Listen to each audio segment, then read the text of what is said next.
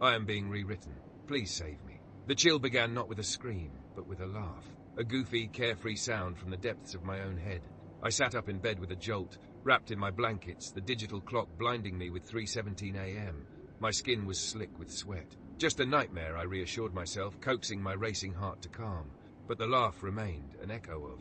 Morning came, tinting the sky with shades of bruised purple and tentative gold. I dragged myself from bed, the lingering fear holding on to me like cobwebs. Coffee, black and powerful, was my sole protection from the insidious fear. My phone vibrated. A message from Mom. Don't forget Mark's birthday dinner this evening. He's really excited to see you. Mark? The name scratched at the back of my mind, an itch I couldn't quite scratch. Who's Mark? I texted back, a flicker of confusion igniting in my chest. The reply was instant. Don't be silly. Mark, you know, you're practically brother. You've known him since you were a kid. Don't tell me you forgot. She even threw in a laughing emoji, as if this was some grand joke. But it wasn't a joke. I didn't know Mark. Not even a shard of recognition glimmered in my mind. Mom, I'm serious. I typed back, my fingers shaking a little. I don't know who Mark is. I've never met anyone by that name. She didn't answer. Panic scratched at my throat. I sprinted to the bookshelf, yanking out photo albums, their covers cracked and worn. Birthday parties, Christmas mornings, school graduations, the milestones of my life in grainy photographs. And there he was, Mark, a steady figure, a smiling face in the periphery of every milestone. He was tossing a football with me at my 10th birthday, shoulder to shoulder with my sister at my high school graduation, even raising a glass at my 21st birthday party. He was everywhere, but I didn't remember him at all. Desperate, I moved. I took my keys, a sense of panic driving me in circles in my mind. My sister, she'll remember. My best friend, they'll recognize that this is not right. My sister Sarah opened the door, smiling brightly. Hey, Mark's birthday now. The words struck me as if I had been physically hit. I felt my head reel.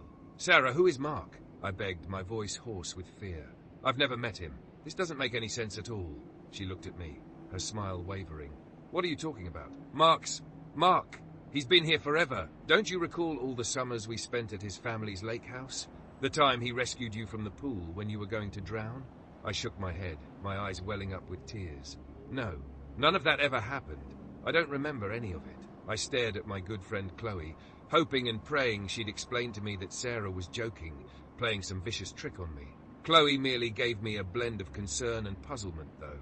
Are you okay? You've seemed really out of it today. Of course you know Mark. He's pretty much part of the family. We stuffed into Chloe's car, Sarah and I in the back, Chloe behind the wheel, the silence heavy with unasked questions. My head spun, attempting to get a handle on what was occurring. Closing my eyes, I struggled to remember my childhood, to find some shred of evidence that Mark was ever in my past. Nothing. Then a flicker, a burst of images, broken and confusing. Me laughing with Mark, keeping secrets beneath a starry night sky, walking hand in hand. Memories that weren't my own. Memories being implanted, jammed into my mind. It was as if I was seeing a warped movie reel, pieces of another life I'd never lived imposed on the life I knew. A tide of sickness spilled over me. I gasped, grabbing at my head, the implanted memories threatening to engulf me. We got to Mom's place. I stumbled out of the vehicle, my legs leaden. I needed evidence. I needed to discover something, anything, that would validate that I wasn't losing my mind. I rushed to my former bedroom, dodging Mom's cries, and furiously started up my computer. Emails, texts, Facebook. I needed to dig into every digital aspect of my existence for proof that I was not insane. And there it was. Years-old emails from Mark. Facebook messages with those inside jokes. Photographs with his name. I had responded to his messages, sent multiple emails, engaged with him online as if he were a permanent figure in my life. But I couldn't recall any of them. My mother shouted out, "Dinner's ready." Her voice sounded abnormally cheerful. I came out of my room, my heart racing against my ribcage, a chill of fear in my belly, and that's when I saw him. He was in the living room, standing beside my mother, his arm slung carelessly around her shoulder. Mark, he wasn't what I imagined. Not ugly, not terrifying, just normal. Average height, brown hair, forgettable features. He resembled the kind of person you'd pass on the sidewalk and never give a second glance. And yet his presence dominated the room with an overbearing weight, a crushing feeling of wrongness. His gaze met mine, and a slow, creepy smile crossed his face. It wasn't a welcoming smile. It was a smile that knew something I didn't know.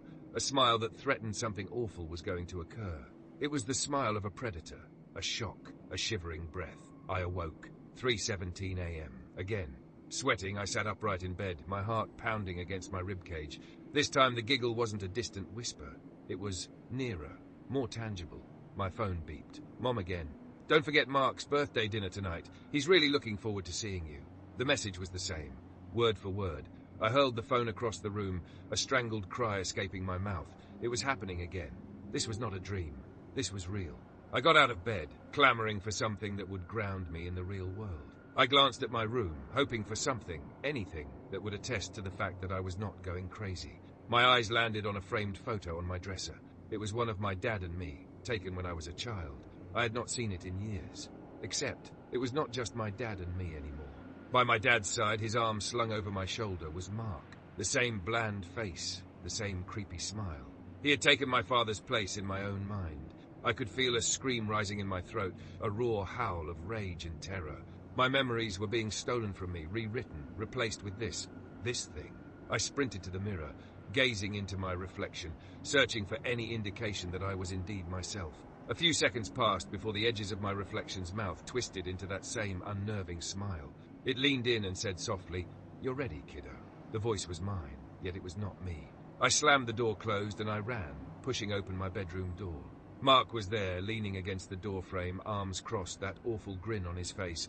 "Why are you doing this?" I gritted out, my voice shaking. "What do you want?" He merely laughed, that low, queasy sound. "I am not doing anything," he told me, speaking in a low, strangely calm voice.